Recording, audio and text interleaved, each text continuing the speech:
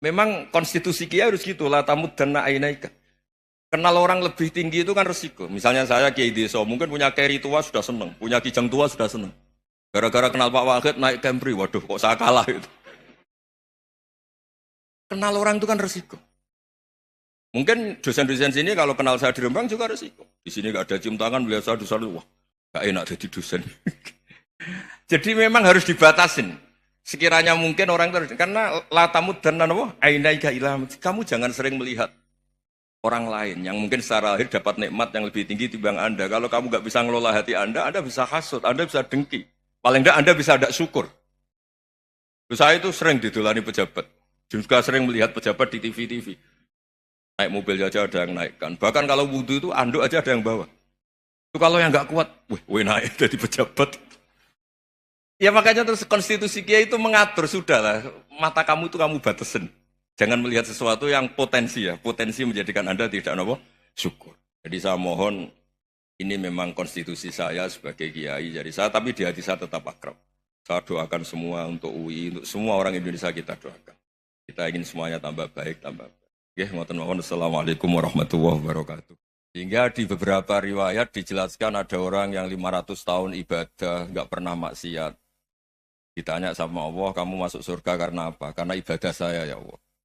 Ya sudah, surga kamu 500 tahun saja, karena ibadah kamu 500 tahun. Ini cerita umur-umur orang dulu. Ya Allah katanya surga engkau ini selamanya. Ya kalau yang selamanya itu rahmatku, kalau amal kamu terbatas ya surganya sesuai amal kamu ya terbatas. Ya sudah ya Allah, berarti masuk saya surga saya ini karena fadl engkau, karena anugerah engkau. Itu namanya apa? Diroyah. Diroyah itu satu kajian analisis di mana kita percaya riwayat, tapi kemudian punya logika, punya diroyah. Ini penting supaya tauhid kita ini kuat. Jadi dulu ada orang yang sangat cerdas, namanya Jubair bin Mut'im. Dia saking cerdasnya, juga kaya, juga tokoh, dikirim sebagai delegasi pembebasan Asra Badrin, tawanan Badar. Kemudian pas datang ke Masjid Nabawi, Nabi delalah pas baca Wattur wa kitabim mastur. Sampai pada titik Nabi baca Am khuliqu min ghairi syai'in am humul khaliqun. Apakah penciptaan yang sedemikian canggih itu dimulai tanpa perwujudan, tanpa sesuatu yang real, yang maujud? Orang itu langsung bersimpuh, matur, ya Rasulullah saya Islam. Kada qalbi yatir, hampir hati saya, otak saya, pikiran saya itu terbang. Karena logika yang dibangun ateisme misalnya, kalau alam raya ini dimulai dari nihilisme, berarti logikanya apa? Al-adamu yakhluqu maujudan. Alam raya ini kan maujud. Maujud itu ada. Kalau yang lebih dulu itu ketiadaan, berarti ketiadaan menjadi sebab kewujudan. Kalau dalam bahasa Arab itu, al-adamu yakhluqu maujudan. Sesuatu yang harusnya nggak jadi faktor karena ketiadaan, menjadi faktor sesuatu yang nyata. Itu kan nggak masuk akal. Ya, kalau alam raya ini ada al-adam sing yasbiku maujudan, berarti alam raya ini al-adamu yakhluqu maujudan, sesuatu yang tidak ada menciptakan yang ada. Dengan logika itu terus kita ngaji, diajari sama guru-guru kita, sifat dasar Allah itu maujud. Wallahu maujudun qadimun. Terus masuk. Yang harus distatuskan pertama dari Allah itu apa? Maujud, wujud. Karena dengan wujud ini layak menjadi penyebab adanya alam raya ini. Sehingga ketika kita menolak faham nihilisme atau ateisme, faham tanpa Tuhan, tanpa pencipta awal, kita punya diroyah. Bahwa tidak mungkin ketiadaan ini menjadi sebab perwujudan alam raya ini. Yaitu am khuliqu min ghairi syai'in. Masa alam raya ini diciptakan tanpa sebab yang nyata, yaitu wajibil wujud. Siapa itu? Allah Subhanahu wa ta'ala. Begitu juga menyangkut sholawat. Orang boleh beda pendapat tentang redaksi sholawat. Ada yang sholli ala Muhammad, ala Sayyidina Muhammad, Nabi Muhammad. Monggo lah masalah redaksi saja. Tapi setelah dianalisis, Nabi itu Pak Rektor, jadi Nabi setelah Nabi Isa saking dihormatinya sampai dituhankan. Juga jadi Nabi yang ada cerita masih hangat, orang Yahudi itu bunuh Nabi. Jadi yang satu mendudukkan Nabi sedemikian tinggi sampai kayak Tuhan, yang satu menjatuhkan Nabi sedemikian rendah sampai dibunuh. Kayak apa susahnya jadi Nabi Muhammad SAW. Kemudian dengan gampang Hadaddin agama ini bikin syariat yang bernama sholawat. Redaksinya monggo lah sesuai tradisi masing-masing. Allahumma sholli ala Muhammad, Allahumma sholli ala Sayyidina Muhammad, ala Nabiyina Muhammad, monggo lah. Tapi yang jelas redaksi ini kalau di diroyah dikaji, Allahumma itu Tuhan, Tuhan itu pemberi. Wa Muhammadun wa in jalla qadruh abdun min ibadi. Muhammad apapun tinggi derajatnya tetap berstatus hamba. Sehingga agama ini terjaga oleh syihotus sholawat. Agama ini terjaga oleh redaksi sholawat. Yaitu Allah tetap pemberi sebagai Tuhan yang enggak tersaingi, la syarikalah. Rasulullah Muhammad wa in jalla qadruh. Apapun prestasinya, bisa mi'raj, bisa apa saja, tetap seorang hamba yang butuh muhtajun ila rahmatih. Jika redaksi Allahumma sholli ala Muhammad ini mengukuhkan yang Tuhan tetap Tuhan, hamba pilihan tetap hamba pilihan. Tentu dengan redaksi ini kemudian kita mendudukkan Nabi benar-benar posisi terhormat. Yaitu orang yang paling berhak dapat askat tahiyat, mendapat penghormatan Allah paling tinggi, yaitu Rasulullah Muhammad SAW. Dan itu diulang-ulang oleh Allah. Subhanalladzi asra bi abdi. Status hamba ini diulang. Lagi-lagi ini bernama diroyah. Bernama apa? Contoh ketiga misalnya fihi ayatum bayinatum maqamu Ibrahim. Dulu orang Yahudi itu ada diskusi masif. Syaratnya Nabi itu mbah-mbahnya harus Nabi. Harus keturunan Nabi. Kemudian semua Nabi rata-rata di Palestina, di Syam. Lalu Muhammadnya asal-usulnya dari mana? Tahu-tahu orang Arab kok Nabi, padahal orang Arab itu dulu jahiliyah. Alhasil terus diceritakan, bukti Muhammad ini turunan Ibrahim adalah ada jejak kaki Nabi Ibrahim di dekat apa? Ka'bah. Fihi ayatum bayinatum maqamu Ibrahim. Kalau Nabi Ibrahim pernah di Mekah, artinya beliau pernah meninggalkan turunan yang di Mekah. Yaitu bernama Nabiuna Muhammadun sallallahu alaihi wasallam. Itu disebut fihi ayatum bayinatum maqamu Ibrahim. Nah itu namanya diroyah. Diroyah itu satu perilaku keseharian kita beragama, kemudian tahu logikanya. Yang keempat misalnya, mangkana yu'minu billahi wal yaumil akhir falyukrim apa? Jaro. Orang yang iman karena Allah dan Rasul, maka memuliakan tetangganya. Andaikan pakai hukum sosial, tentu kalau tetangga kita baik, kita baik. Kalau kurang baik, kok kurang penggawean kan gitu. Tapi dulu itu pernah ada seorang ulama itu dibully ya, dikerjain sama anak muda tetangganya. Pak Kiai datang ke rumah saya, orang ini datang. Kemudian setelah di rumahnya, saya tidak jadi butuh sama Pak Kiai, silahkan pulang. Itu Kiainya senyum menikmati. Dan itu terulang 3 kali. Dibully seperti itu, dikerjain terulang 3 kali. Lalu tetap Kiainya tuh asik, seneng sekali. Lama-lama muda ini tanya, kenapa engkau tidak tersinggung? Padahal saya kerjain sampai 3 kali. Tak undang, terus tak suruh pulang, tak undang, tak suruh pulang. Kata Kiai tadi, yang memerintahkan baik sama tetangga itu Allah. Jadi saya nikmati ketika bisa baik sama Anda. Tidak ada urusannya dengan perilaku Anda yang menolak saya. Nah itu terus kita tahu, memang motifnya kita baik sama tetangga karena iman sama Allah dan Rasul, bukan hukum kompensasi sosial. Jadi kalau mau diteruskan Pak Rektor, saya ngajar di sini ya karena perintah Allah itu orang alim harus ngajar, bukan karena perintah Rektor. Kalau diteruskan.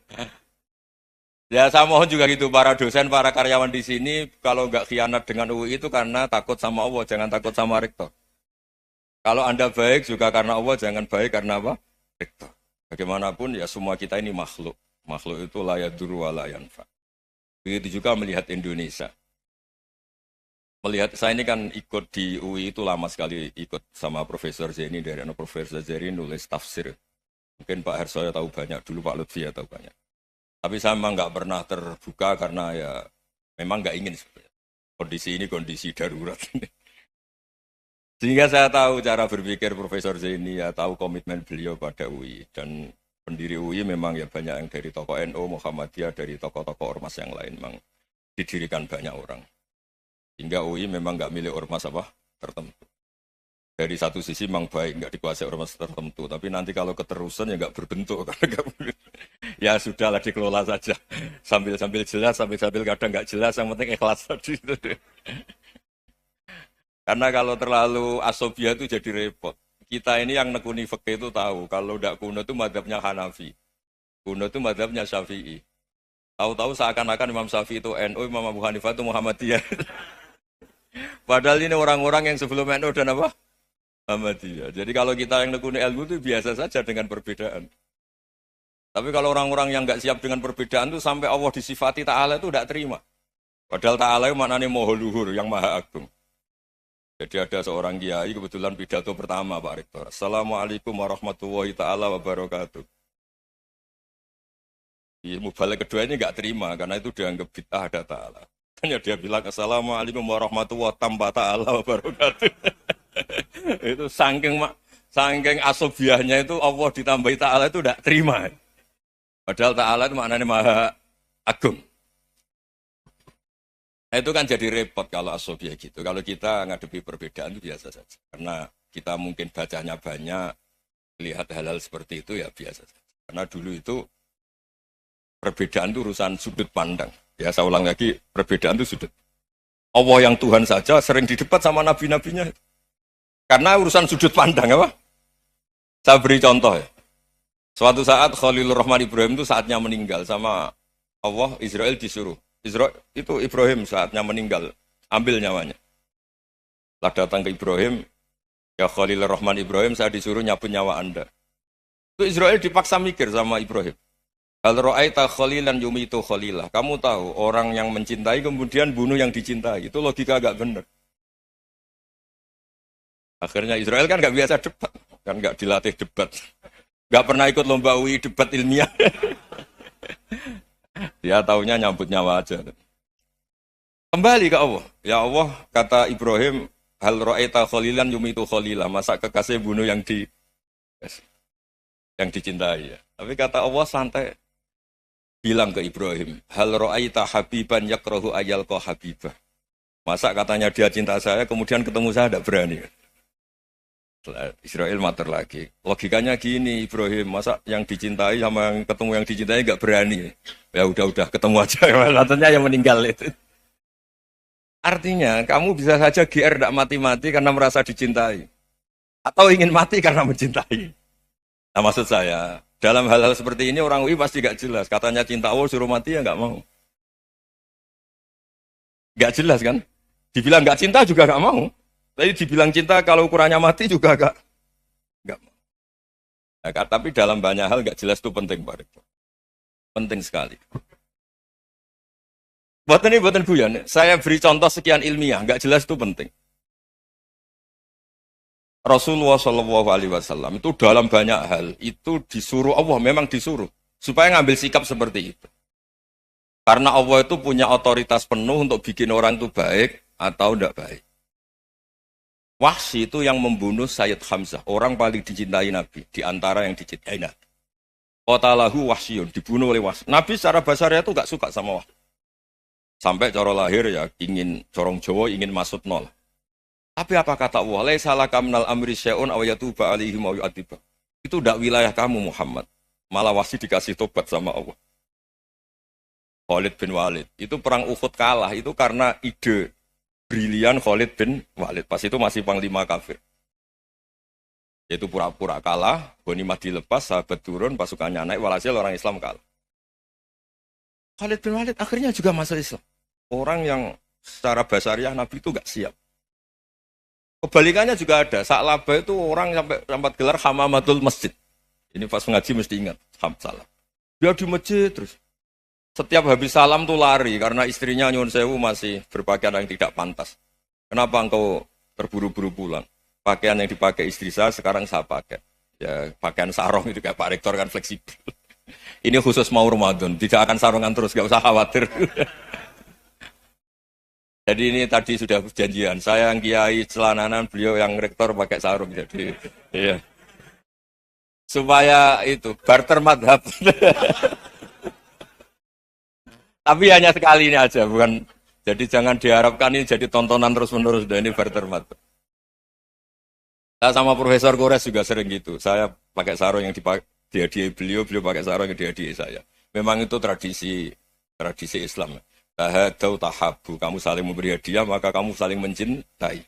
Bukan riswah, bukan riswah. Walhasil terus, Sa'labah ini, buat saya didoakan Nabi, supaya saya kaya, supaya tidak sering ganti-ganti pakaian seperti ini sama istri saya. Jangan-jangan kamu miskin itu lebih baik. Ngotot minta didoakan. Didoain Nabi kaya, terus lama-lama ninggal sholat, ninggal jamaah. Itu Allah belum tersinggung. Yang mulai Allah tersinggung itu kan, saya sering fatwa di mana-mana, sering memberi saran. Mumpung kamu miskin itu sering sedekah, karena kalau sudah kaya itu tidak bisa. Saya memberi analogi gini. Kalau saya masih santri miskin, punya uang 100.000, diminta guru saya 50 tak kasihkan, padahal itu 50%. Punya 2 kambing kurus, diminta guru saya 1 pasti tak kasihkan, padahal itu 50%. Jadi kalau punya sapi Brahman atau sapi limusin yang harganya itu 100 juta, punya 2, diminta 1 boleh enggak? Enggak boleh. Saya punya motor butut 2, diminta teman saya 1 boleh, tapi kalau Davidson Harley itu enggak boleh. Nah, walhasil itu kalau kita miskin, misalnya kita zaman kuliah atau zaman mondok atau zaman apa saja, punya uang 100.000, nartik temannya sampai 50.000 kan biasa. Tapi setelah 1 miliar, berani enggak kamu kasihkan 500 juta? Sama-sama 50%. Enggak kan? Nah Sa'labah gitu, ketika zakat masih per 40 kambing, 1 kambing, itu sebenarnya kan masih ringan. 41, 82. Kambingnya itu sudah mabenal jabalen. Barang dihitung zakat karena sudah ribuan, jumlahnya sampai 400 kambing. Banyak lah pokoknya. Terus kata Sa'labah, ini pemerasan. Karena jumlahnya besar. Allah tersinggung karena nabinya dianggap narik zakat itu dianggap khorot, dianggap pemeras. Allah tersinggung kemudian fa'aqobahum nifakon fi qulubihim ila yaumil. Dia ditakdir munafik. Semenjak itu terus tadi kembali gak jelas tadi. Barkohnya gak jelas itu menjadi orang tuh bijak. Ini sekarang nakal, jangan-jangan nanti jadi orang baik. Yang sekarang baik, jangan-jangan suatu saat jadi tidak baik. Semua orang introspeksi. Gak ada jaminan kalau kita sekarang baik akan baik terus. Gak ada jaminan kalau kita sekarang buruk akan buruk terus. Sehingga terus banyak kiai-kiai bijak itu memang lahirnya gak tegas. Tapi gak tegas itu yang menjadikan bijak. Karena sama-sama mungkin. Itu yang disebut laisa laka minal amri syai'un aw yatuba alihi mau yu'adzibun. Itu tidak wilayah kamu. Ketika Allah mengomentari orang munafik juga wa yu'adzibal munafiqina insya'a aw yatub. Bisa saja ada yang disiksa, bisa saja ada yang dikasih tobat. Karena pola yang kita analisis itu semuanya menurut kita. Bukan menurut kemaslahatan orang apa? Banyak. Saya punya sekian contoh cerita. Orang yang sowan kiai baik-baik, mungkin bawa gula atau salam tempe, tidak tahu lah. Itu tidak mesti jadi wali. Tapi Kalijogo yang kenal Sunan Bonang, itu kenalnya itu karena ingin begal. malah jadi wali. Nih. Tapi tidak usah dicoba. Umar itu nyari Nabi itu mau dibunuh. Tapi malah tobat jadi orang baik. Jadi ini penting aja ya, supaya tidak tegas itu, tidak jelas itu kadang baik. Nah termasuk saya juga termasuk dia yang milih tidak jelas. Saya sering gojlok gini, Fajar Hadili ini murid-murid saya sering saya gojlok. Kalau semua sistem pendidikan kayak kampus, kayak UII, kayak UIN semuanya, itu sistem yang bagus. Karena tertib jam kuliahnya jelas, mata kuliahnya jelas. Kalau di pesantren itu Pak Arso, itu gak tertib. Tapi justru itu enak, ketemu di jalan orang berani tanya. Nah ini kalau mbak-mbak misalnya menstruasi, mau belajar haid nunggu semester berapa baru tahu. Itu bisa sekian tahun gak sholat karena nunggu pelajarannya baru diterangkan. Mau haji juga gitu, nunggu mata pelajaran haji. Kalau nggak jamnya, nggak mau dosennya ngajar. Kalau kiai kan nggak ketemu di jalan, tanya dijawab. Jam berapa juga dijawab. Artinya Indonesia itu berkah, ada sistem kampus yang tertib. Ya semoga termasuk tertib gajinya. Tapi tertib gajinya itu juga sebenarnya rugi. Saya sering ada pegawai negeri Gus, tolong doain saja di PNS enak jadi. Gajinya tetap. Kata saya nggak mau kalau gaji saya tetap. Kok bisa Gus enak tiap bulan mesti dapat gaji. Kalau tetap nggak naik-naik kata saya. Kalau kiai gajinya nggak tetap, tapi di atas yang tetap kata saya. Artinya Indonesia itu berkah. Kalau semuanya pakai sistem pendidikan setertib ini, orang mau tanya khaid ya nunggu pelajaran khaid. Bab haji ya nunggu pelajaran haji. Tapi kalau ketemu kiai itu enggak. Ya pokoknya saya pernah di pasar, Gus mau tanya. Tanya apa? Anak saya ini luar darah terus gini-gini. Padahal biasanya khaid hanya 7 hari gini-gini. Ya sudah kembalikan ke biasanya rudat ilal adat. Itu enggak usah sowan ke rumah. Juga enggak registrasi dulu, enggak daftar dulu. Ya ini enggak nyindir cerita saja. Supaya ini bukti koalisi beneran. Jadi saya yang kiai enggak tertib jam, koalisi sama yang tertib jam. Jadi kalau semuanya sistem kampus, nanti pertanyaan itu enggak bisa on time, enggak bisa setiap saat. Makanya Indonesia itu berkah. Kiai-kiai yang alim yang di jalan-jalan banyak. Juga kiai yang di kampus dokter-dokter fikih banyak. Yang nekuni ilmu umum ya banyak. Macam-macam. Itu masalah itu kalau saling mengadili itu baru masalah. Misalnya kiai ngeluh, enggak enak jadi kiai, tidak punya gaji tetap. Yang dosen ngeluh, enggak dicium tangannya. Karena memang unik Indonesia itu. Kalau guru fikih kok dosen itu tetap enggak dicium tangannya. Karena pikirannya anak-anak itu sudah bayar disuruh nyium. Itu kayak di alam sadar tuh gitu. Kalau kiai itu kan anak-anak gak bayar itu. Ya opanya cium tangan itu. Makanya kalau kiai-kiai tidak keramat bisa mati karena cium tangannya doang gitu. Bisa mati itu kiainya. Ya ini cerita. Supaya saling menghormati saling. Jadi kalau makanya itu pakar-pakar akhlak ya, pakar-pakar etika peradaban. Itu tertampar betul ketika Nabi urusan ilmu itu mengabaikan itu kalau sudah urusan ilmu. Misalnya begini, ada urusan ilmu. Ada mbak-mbak cantik atau ibu-ibu cantik. Itu dalam Islam itu diajarkan jangan sopan-sopan banget. Kata Nabi, karena kekuatan ilmu itu di atas kekuatan akhlak, di atas kekuatan adab. Ya nisa an-nabi lastunna ka ahadim minan nisa. Ini taqaitunna fala takhdu'na bil qaul. Fayat ma'alladhi fi qalbihi maradun. Misalnya ada mbak-mbak cantik, menarik. Kemudian sopan misalnya sama Pak Fajarin sama dosen-dosen. Monggo binara. Wah itu bahaya pikirannya kemana-mana itu. Orang yang imannya pas-pasan, wih berarti mau. Maksud saya kalau cantik, menarik, ketemu di jalan, biarin aja dosennya. Mau kemana, biarin aja. Gak usah dihormatin. Kalau dihormatin, Pak mau kemana, sadarian mau bisa bahaya. Nah, biarin aja. Kalau tanya, Dek ini alamatnya mana? Cari sendiri Pak. Karena hanya dengan cara itu, si Pak dosen ini gak kepikiran. Gak ada orang suka, orang kedus itu gak akan. Tinggal sudah cantik, sopan. Wah bisa pikirannya macam-macam. Itu ilmu. Fala takhdu'na bil qaul. Kamu jangan terlalu lirih kalau ngomong. Fayat ma'alladzi fi qalbi maradun. Orang yang pikirannya masih kotor pasti berpikir yang negatif. Anda mungkin demi sopan sama dosen Anda. Tapi sejauh mana dosen Anda juga berpikir positif. Itu kan uji iman sama uji nyali. Nah, sama pejabat yang sopan sama kiai mungkin punya Alphard, punya Robicon, punya terus bawa uang banyak. Sama kiai cium tangan hormat. Jangan-jangan kiainya yang pikirannya macam-macam. Ini berarti bisa jadi muhibin potensial misalnya. Nah, saya ini termasuk kiai yang pengagum ilmu. Sehingga saya sama orang yang medit, yang kikir sama saya itu saya senangnya bukan main. Kenapa? Karena kalau orang medit itu gak berhak nuntut. Tapi kalau orang lomo 1 juta minta surga, 2 juta ya minta apa? Surga. Gus salam template 200.000 aja kadang minta surga. Tapi kalau yang kikir-kikir ya sudah salaman tok sudah. Enggak minta apa-apa, kan dia tahu diri, enggak bayar kok minta.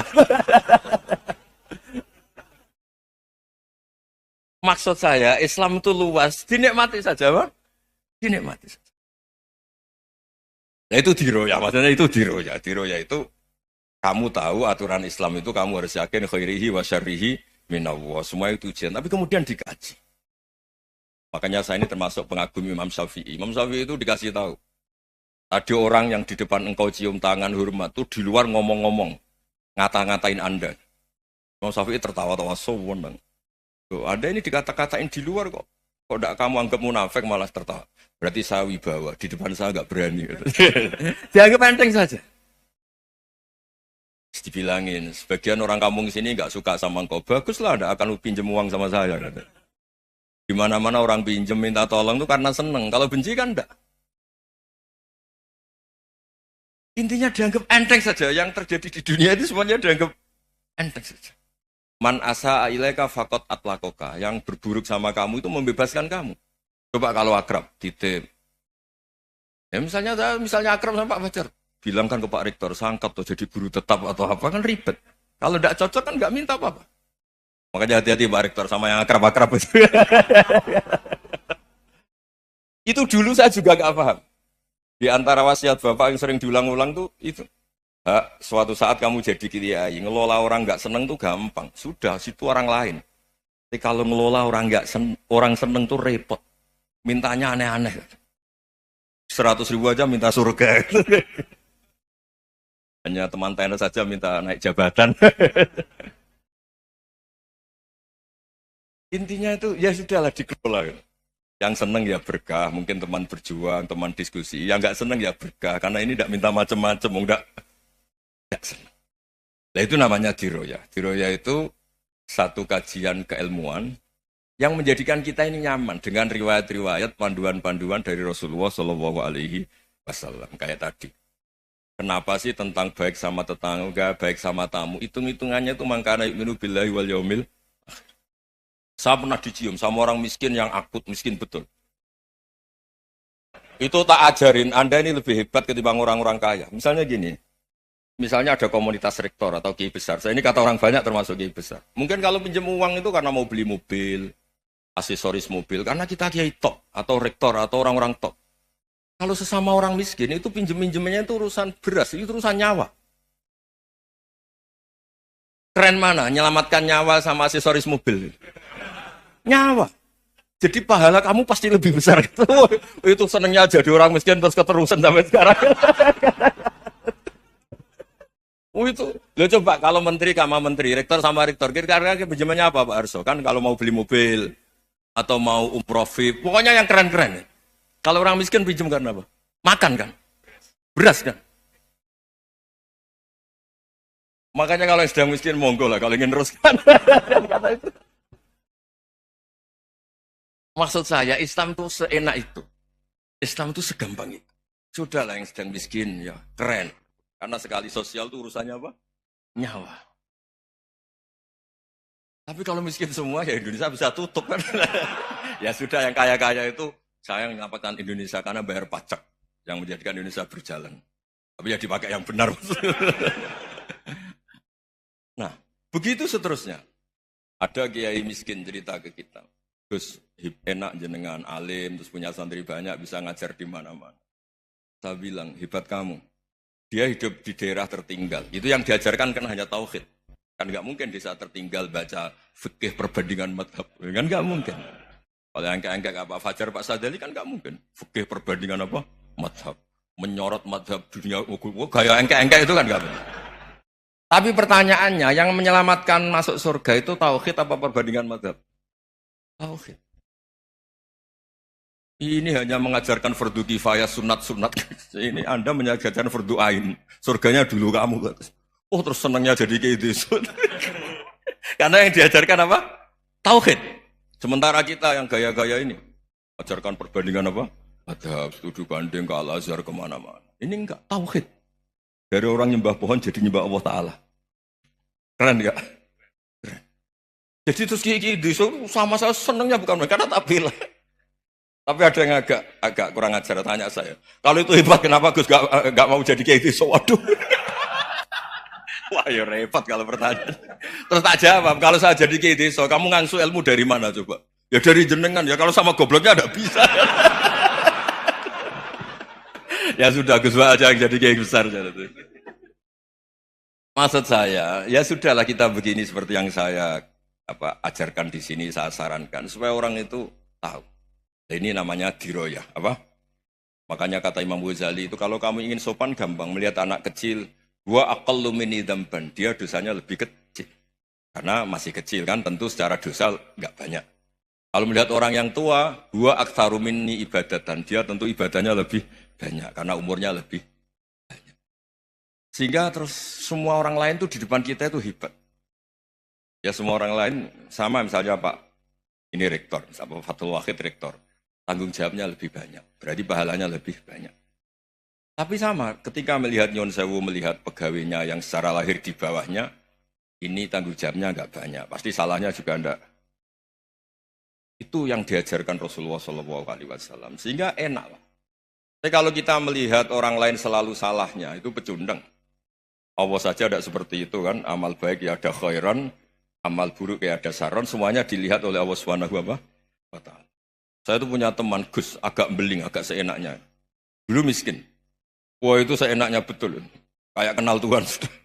Tak tanya, kenapa kamu seenaknya? 1 bulan tuh labanya bisa 200 juta sampai 500, sampai 1 miliar. Saya itu, Gus, setelah duha itu perkembangannya bagus. Duha, sholat duha itu. Saya pernah miskin, kan kata, apa, ingkana rizki fisama, apa? Wa ingkana qalilan, ya kalau fisama fa'anzilu, terus wa ingkana qalilan fakasirhu, kalau sedikit perbanyak. Ini trennya sudah benar semua.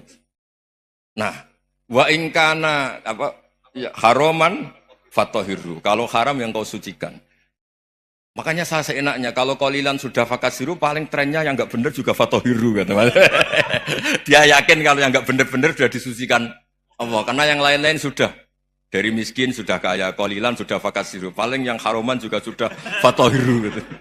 Tak tanya, lah kamu kok tahu? Polanya sudah ada Gus, karena sang kamu sembrono sama Tuhan kok begitu kan. Tapi apapun itu seneng saya. Seneng saya sering salah teh, makanya saya mohon yang sekarang miskin sedang miskin itu ya ndak usah nyesal banget-banget. Kalau ingin kaya monggo lah, namanya orang juga ingin. Ya, tapi Anda harus bangga. Sosial antar kalian adalah urusan nyawa dan itu pahalanya luar biasa. Supaya kita, nah yang kaya-kaya juga boleh GR lah, karena pembayar pajak. Dan itu bisa menyelamatkan apa? Indonesia Raya. Begitu seterusnya. Itu yang diajarkan Nabi, antawadu'u hatta la yabghiya ahadun ala ahadin. Kamu semua harus tawadhu, sehingga antar kalian tidak saling tidak sopan, tidak saling liar, tidak saling mendolimi. Termasuk tadi sikap gak jelas tadi. Orang dolim yang sekarang dolim bisa saja tobat. Yang sekarang soleh bisa saja nanti. Semuanya itu mungkin. Kita diajari ya muqallibal qulub, tsabbit qalbi ala dini. Jadi keliru kalau kita dalam banyak hal harus tegas, gak mesti. Al halalu bayyinun wal haramu bayyinun. Tapi ada wa bainahuma umurun mustabihat. Ada yang wilayahnya itu abu-abu. Misalnya ada perempuan cantik misalnya, contoh paling gampang.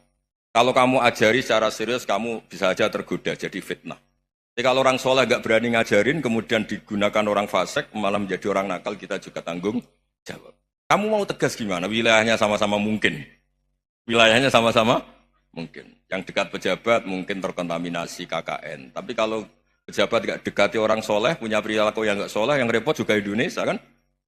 Nah hal-hal seperti itu kita tidak perlu ngambil sikap. Maksudnya gak usah ngambil sikap, ya kita buktikan kalau milih satu madhab, kita buktikan semuanya lebih baik, semuanya lebih bermanfaat, semuanya lebih berperadaban. Karena nggak bisa dihindari wa bainahuma ini. Termasuk nyuwun sewu, saya mohon maaf sama mulai Pak Harso, Pak Lutfi sampai Pak Fathul Wahid. Saya ini termasuk kiai yang nggak suka dekat sama orang-orang top. Bukan karena hasud. Memang konstitusi kiai harus gitu, la tamuddanna ainaika. Kenal orang lebih tinggi itu kan resiko. Misalnya saya kiai desa, mungkin punya keri tua sudah seneng, punya kijang tua sudah seneng. Gara-gara kenal Pak Wahid naik Kempri, waduh kok saya kalah itu. Kenal orang itu kan resiko.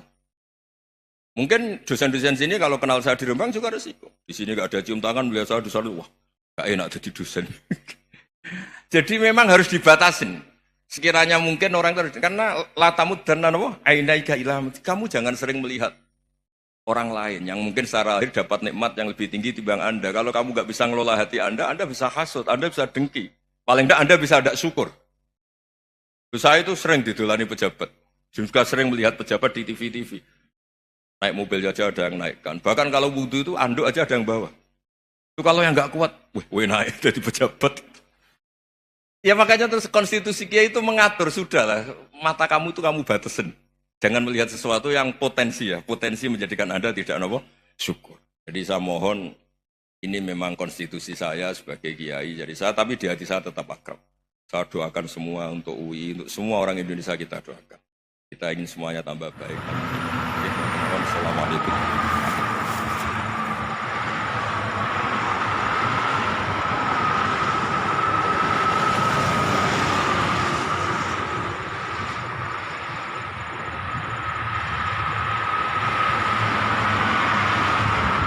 Saya tak lanjut ke saya, nak nampak di jalan raya.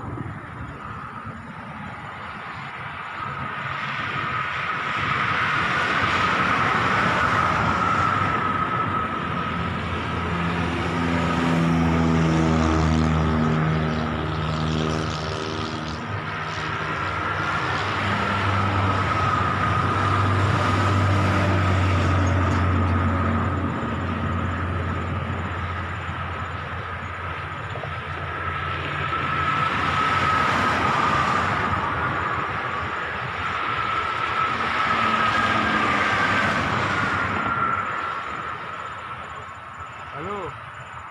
Apa wis mulai, Lek? Apa wis mulai?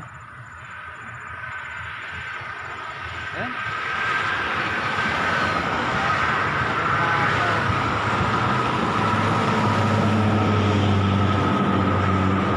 Ayo golek gawe apa?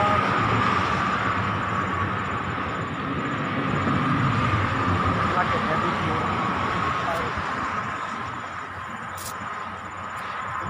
Ngerti, Lek?